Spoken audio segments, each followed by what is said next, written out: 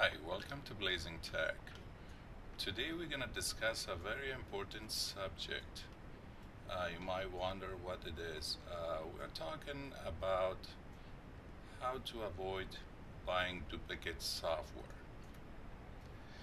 So what we're going to do, we're going to go to Apple Store and try something and just see how many of duplicate software are going to pop up. I'm going to just type painting.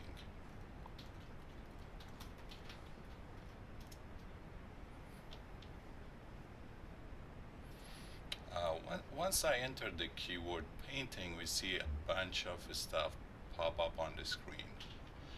I will just show you how many duplicates is in there. So first, we're just going to click on the paint right here. Okay, when you click on this one, you see the layout right here. It's a very basic paint.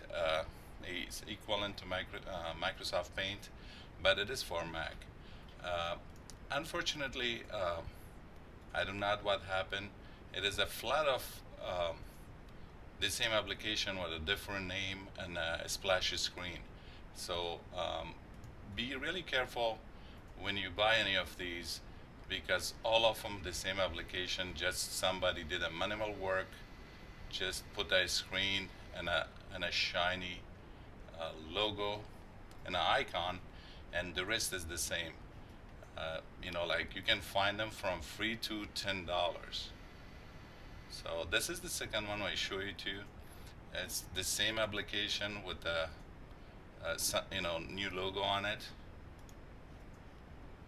So we go to the third one, Paint Pro.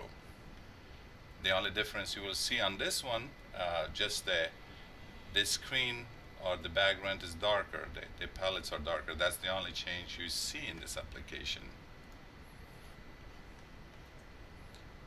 As well, the fourth one, $4.99, pretty much the same, no difference.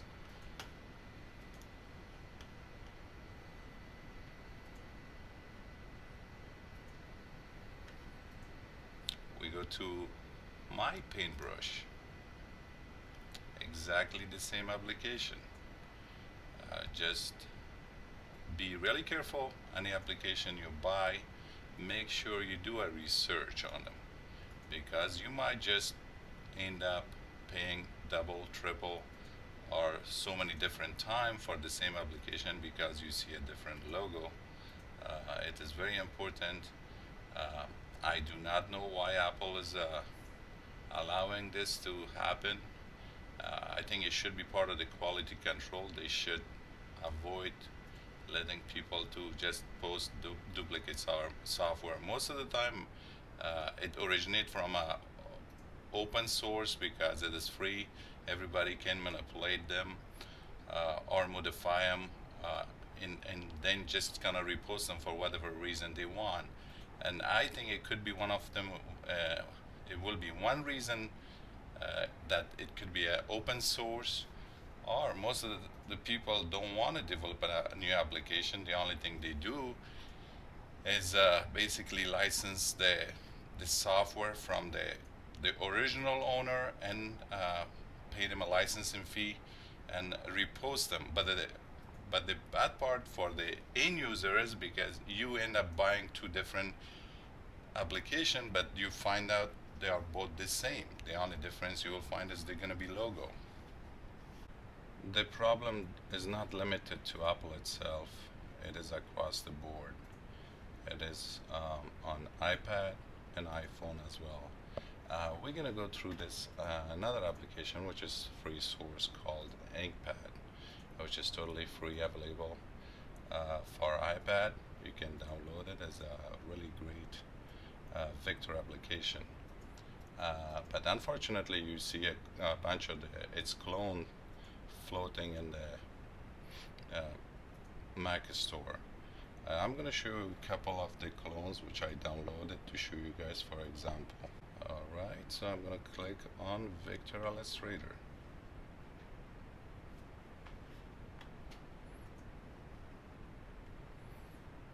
It's exactly the same application. The only change you see is changes the color. but the application 100% function the same way. And we go to the next one. This one called Photo Editor. We do the same thing, just go create the same application, but different name, different splash screen. So that's the only way to just trick people. As I said, the original application is available for free. You can download it anytime and use it for any reason you want.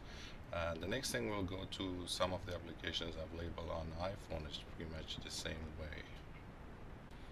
As I mentioned before, the same problem exists in an iPhone, and we're going to go over a few applications which are duplicate of each other.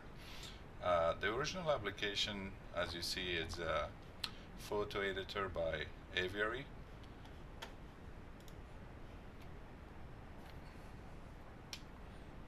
When you click on it, then you just go through the different screen on the Apple Store.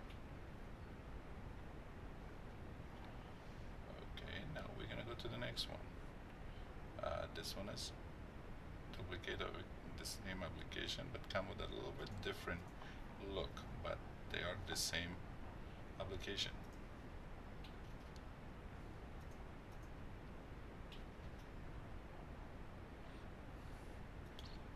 Okay, now we're gonna go through a different one. I'm gonna search it for you. Okay, Insta Editor. This is another one which you can look exactly the same like the last application I showed to you guys. Just a different name and a splash screen. Go back to the search and we go to the fourth application.